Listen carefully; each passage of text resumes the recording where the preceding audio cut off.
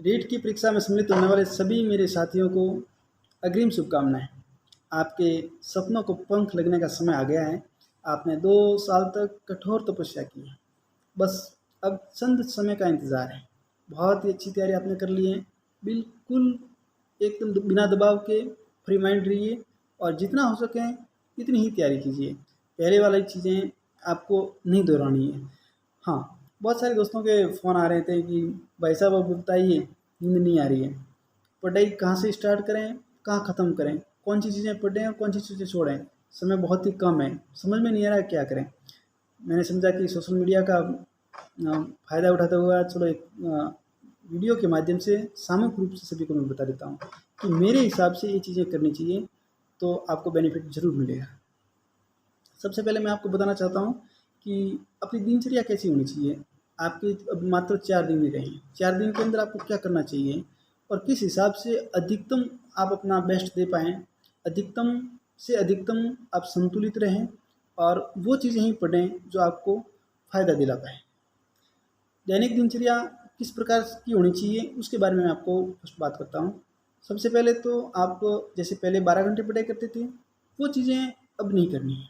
12 घंटे की जगह कि आपको 8 घंटे ही पढ़ाई करनी है और नींद पूरी लेनी है, डाइट फुल खाना है, पूरी डाइट लेनी है आपको। ऐसे नहीं है कि खाना खाया नहीं खाया दौड़ भाग जब जो पहले करते थे वो कर। आपकी 2 साल में जो तैयारी होनी थी वो हो गई। अब 3-4 दिन के अंदर की तैयारी कोई वक्त नहीं रखती है। आपने 2 साल की जो तैयारी की है वही आपको सिलेक्शन दिलवाएगी। आपने 2 साल तैयारी नहीं की है तो ये बात की भी गारंटी है कि 3 दिन की तैयारी आपको सिलेक्शन नहीं दिलवा पाएगी। पीछे जो आपने तैयारी कर रखी है उसका ही आपको फ़ायदा मिलेगा। तो आराम से पीछे का जो एग्ज़ाम के 10 दिन पहले का समय होता है उसको एकदम मैनेजमेंट के साथ में आपको बिताना है। संतुलित हर चीज़ संतुलित उसमें आपका होना चाहिए। पढ़ाई पहले 12 घंटे कर रहे हो तो 8 घंटे करनी है। किताबें जो पहले ही पढ़ी हैं वो ही रिवीजन के तौर पे पढ़नी है। सिर्फ पेज ही पलटने, पत्ते पलटने, बस यादें यादें पढ़ते जाइए। आपको और कुछ नहीं करना है। ऐसे नहीं है अल्फ़ाबेट से अब तैयारी करनी नहीं है आपको। ऐसे नहीं है कि आप फिर से अब अल्फ़ाबेट पे बैठ जाओ, वो फिर आपको नुकसान करेगा। आपको तो सिर्फ पेज पलटना है, हाइलाइटर कर रखा है, अंडरलाइन कर रखी है, धुंधला लग रहा है कि ये चीज़ें मुझे स्पष्टली याद नहीं आ रही हैं, उस चीज़ को ही आपको पढ़ना है।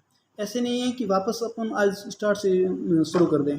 ऐसी तैयारी बिल्कुल भी नहीं करनी है। आपने जो चीज़ पढ़ रखी है नया कुछ भी नहीं जोड़ना है। जितना है उसमें से भी आपको कम करना है कि मुझे बस ये चीज़ें ही पढ़नी है। तीसरी बात मैं आपको ये चीज़ बताता हूँ, दैनिक दिनचर्या को पूरी मैनेजमेंट के साथ में रखें। बिल्कुल नींद पूरी लेनी है। नींद नहीं आती है तो डाइट फुल करनी है। जैसे पहले आप 2 रोटी खा रहे थे तो आप 4 रोटी खानी है। शाम को समय में छाछ पी के सोना है ताकि नींद जल्दी आ जाए और कोई चीज़ें उसमें ऐड नहीं करनी है। पूरी नींद लो और अलार्म सुबह नींद लगाना है। आराम से उठना है, जब भी आपकी नींद खुले तब उठना है। ठीक है। इसके बाद पढ़ना कैसे? अब बहुत सारे दोस्त कह रहे हैं कि 3 दिन के अंदर क्या पढ़ें और क्या नहीं पढ़ें। तो 3 दिन आप 3 दिन का प्लान बनाइए। 3 दिन के प्लान के अंदर आपको इस हिसाब से तैयारी करनी है कि 3 दिन के अंदर पूरा का पूरा आपका सिलेबस हो जाए। सिलेबस बस पेज पढ़ते जाइए जो आपको लग रहा है धुंधला सा कि भी हाँ आपको डाउट्स लग रहा है कि यार ये चीज़ मेरी क्लियर नहीं है, उस चीज़ को आप ज़रूर पढ़िएगा। डाउट्स हैं उस डाउट्स को इसी वक्त आप इस समय के अंदर ही क्लियर किए, क्योंकि अब जो आपके डाउट्स हैं वो आपने क्लियर नहीं किए तो आगे डाउट्स ही रहेंगे, ये फैक्ट है।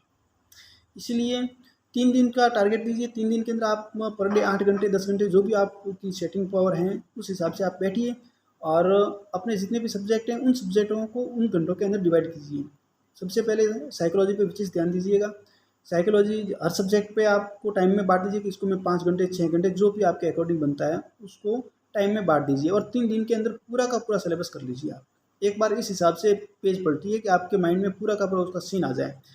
कोई भी टॉपिक आप याद करते हो उसका छाया चित्र माइंड के अंदर आना चाहिए और आपको लगना चाहिए कि हाँ ये चीज़ें मुझे सारी की सारी क्लियर है। इस हिसाब से आपको ये जंबो रिवीजन करना है, एकदम शॉर्टली रिवीजन करना है आपको। ये रिवीजन होने के बाद में फिर आपको जैसे एग्ज़ाम से एक दिन पहले बिल्कुल भी पढ़ाई नहीं करनी। हाँ ज़रूर, हाँ ज़रूर आपका ध्यान विचलित होता है तो MP3 गाने सुनिएगा। बिल्कुल नॉर्मली साउंड रखिएगा और ईयरफोन लगा दीजिए और उसके साथ में फिर आप रिवीजन करते जाइए ताकि आपका एक मेंटलिटी संतुलित रहेगी। ये चीज़ भी है। हाँ, ये नहीं है कि 24 घंटे लगा करो, हाँ 2-3 घंटे रखिए, उसके बाद में वापस नॉर्मली आप पढ़ाई कीजिए। ये चीज़ आपको ज़रूर करनी है, मेरे हिसाब से ज़रूर करनी चाहिए। ठीक है, इस हिसाब से 3 दिन का रिवीजन हो जाता है। 3 रिवीजन कंप्लीट होने के बाद में लास्ट दिन 25 तारीख को आपको बिल्कुल नहीं पढ़ना है, बिल्कुल भी नहीं पढ़ना है। हाँ, ज़रूर डाउट्स वाले कोई लग रहे हैं 19-20 हैं तो उनको आप देखो, रूम से बाहर बिल्कुल नहीं निकलना है, बिल्कुल भी। आप अपने को इस हिसाब से मान लो कि एक संतुलित मशीन की तरह हो जाओ, बस रूम से बाहर बिल्कुल नहीं निकलना है। टाइम टू टाइम खाना खाइए और उसके बाद में आराम की बढ़िया सा अच्छी नींद लीजिए। ये चीज़ें करने के बाद में आपको फिर एग्ज़ाम हॉल की बात करते हैं। 3 दिन का प्लान हो गया। एग्ज़ाम हॉल में जाकर के आपको कैसे मेंटेन करना है वो चीज़ मैं बताऊंगा। सबसे पहले जैसे कि आप एग्ज़ाम देने जा रहे हो, एग्ज़ाम सेंटर से पहले आपको 3-4 घंटे पहले आपके एडमिट कार्ड के अंदर जो रोल नंबर हैं, उन रोल नंबरों को अपने रूम पर प्रैक्टिस कर लीजिए। कम से कम 8-10 बार उसको प्रैक्टिस कर लीजिए, ताकि आपके माइंड ज़रा सा भी यदि 19-20 हो जाए तो आपके हाथ की हैबिट ऐसी हो जाएगी कि आपको माइंड में चीज़ें यदि नहीं भी आ रही हैं तो हाथ ऑटोमेटिकली कहेगा कि ये इस अक्षर के बाद में ये चिन्ह, ये इस आंकड़े के बाद में ये आंकड़ा आएगा, इस नंबर के बाद में ये नंबर आएगा। तो उस हाथ की हैबिट भी बना लीजिए, ताकि कुछ भी होता तो नहीं है ऐसा, लेकिन फिर भी 1% भी बाई चांस ऐसा हो जाए तो आपका नुकसान नहीं होगा। एक बेस्ट तरीका है मेरे हिसाब से, ये चीज़ आपको करनी चाहिए। इसके बाद में आपके रोल नंबर आपको याद करने हैं कंफर्म, सारी चीज़ें कंप्लीट करके एग्ज़ाम हॉल में जाना है। एग्ज़ाम हॉल में जाने से पहले आपको अपने आप को एकदम शालीनता के साथ में, संतुलित के साथ में, मेंटली को पूरा केंद्रित रखना है, विचारों को पूरा हैवी होने नहीं देना है, अपने आप को मजबूत बांध के रखना है।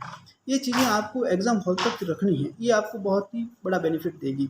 आपने कितनी तैयारी की है वो चीज़ें इस समय कोई मायने नहीं रखती। आपने जितनी भी तैयारी की है, अच्छी तैयारी की है, बस ये समय है आपको वो मजबूती का, संतुलित रखने का है, बस मैनेजमेंट करने का है। आपने अच्छा मैनेजमेंट कर लिया, आपकी तैयारी कम है तो भी आपको बेनिफिट दिला पाएगी।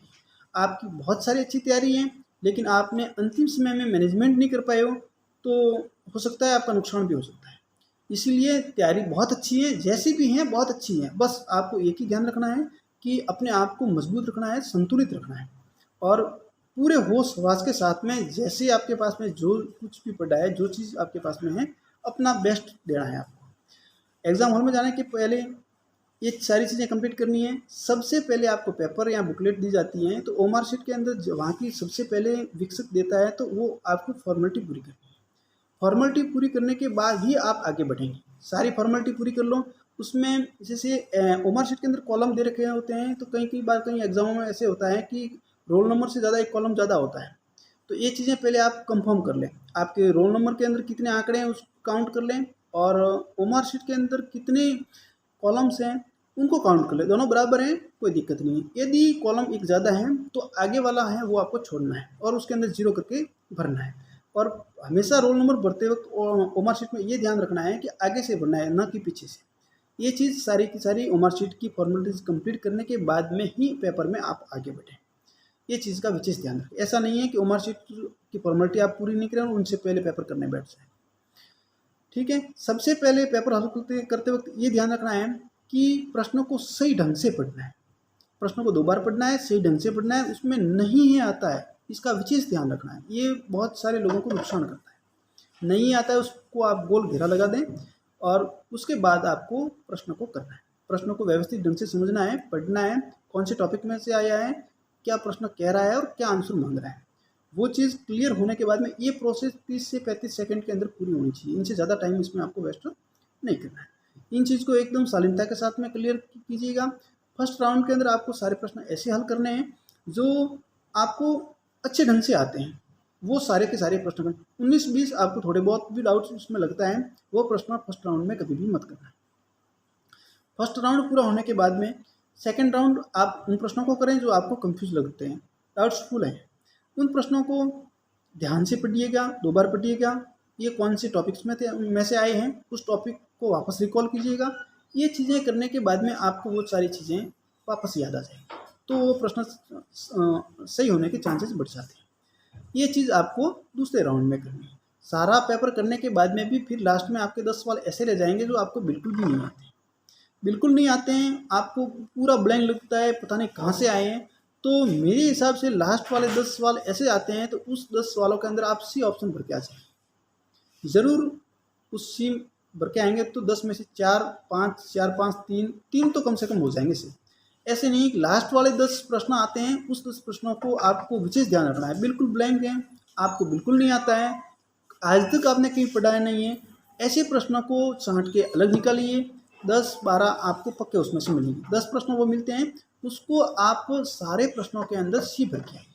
सी भरने से आपको ये बेनिफिट होता है, बहुत सारे होता है। देखो 1% नहीं हो अलग बात है, मैं इसकी गारंटी नहीं लेता हूँ, लेकिन मेरे हिसाब से ये चीज़ें फॉलो करनी चाहिए। आपको अच्छा लगे तो ही फॉलो करना, वैसे मेरी कहने से मत करना, लेकिन मेरे हिसाब से ये चीज़ करनी चाहिए।